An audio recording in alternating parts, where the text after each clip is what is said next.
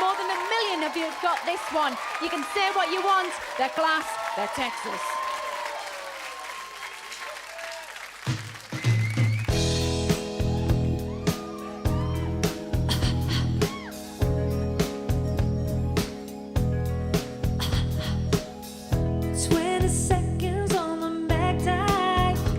'97 was a great year because we had released the White on Blonde album and the first single, Say What You Want, from that, which completely changed everything in the world of Texas. Yeah, you can say what you want, but it won't change my mind. I feel the same. I always believe that a song that you can point to is always quite good. I like a point in the song. So literally when you go, well, you can say what you want. When you can do that to a song, I always have a little bit of a thing going, yeah, that should work. What I am is what you wanna be. By the time of White on Blonde, they'd more than served their apprenticeship, but they had never kind of been as brilliant as that. You can say what you want, but it won't change my mind. I feel the same about you. What was interesting about Texas is their songs were classic and purely song-driven. You know, like if you stripped all the music away and you just had Sharleen and a piano, it would be just as great. After 8 years, Texas were back. They had a new sound and a new way of working. Made the album in a spare room in my house in Glasgow. We were sitting, you know, there'd be a manual on one knee, a computer, and us trying to work out how to actually make records on computers and program stuff and move stuff, but also with the technology that we were then using, it gave us a great freedom. White on Blonde is a great example of musicianship. And it's a masterpiece of taking it from the very start, that little seed of a lyric, and taking it all the way through to an album that gets hailed and applauded by the media. And it was that media who helped propel the album to the masses. It's Radio 1 Hits, Monday the 24th of April.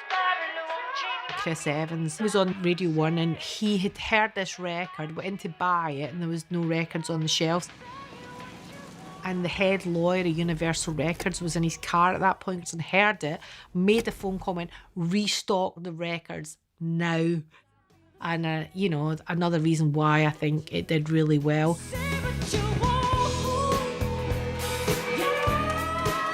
It was all like just perfect time, perfect place, and a million different things that came together to just make it all happen. And Texas had the perfect frontwoman who was ready to lead them forward into their second chapter. Texas understood the need to be a pop band, the need to have Sharleen as a really strong frontwoman and really understanding what a pop star can be and what they can do.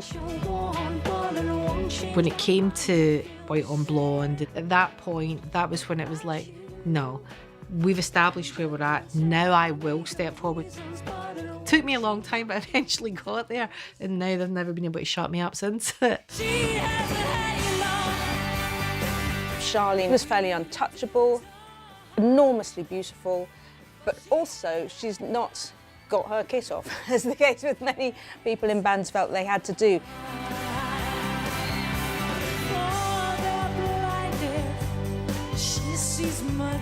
I never did the tits and ass, it just wasn't what I did. You know, it was like people kind of ask me still now and they go, you know, but you never did that sexy thing. And I look at them like, oh my God, I think I did do the sexy thing. You know, for me, covering up my whole face on the front cover of White on Blonde with just, you know, my eyes, to me that said so much more than going, look what I got.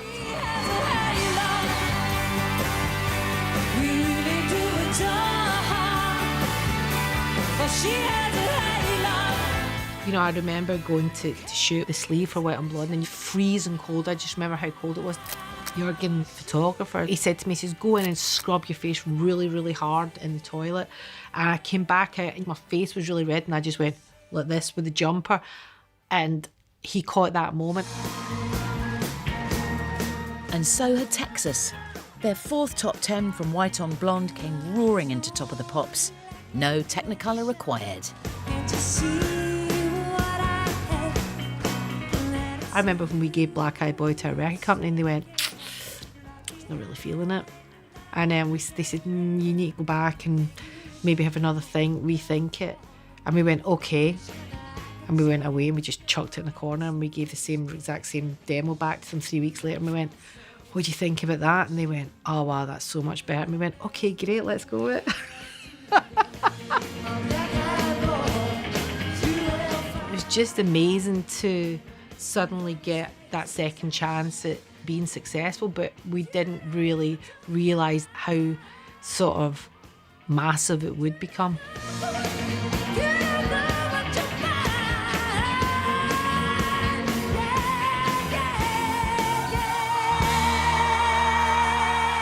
White on Blonde went on to become the biggest selling album of the year.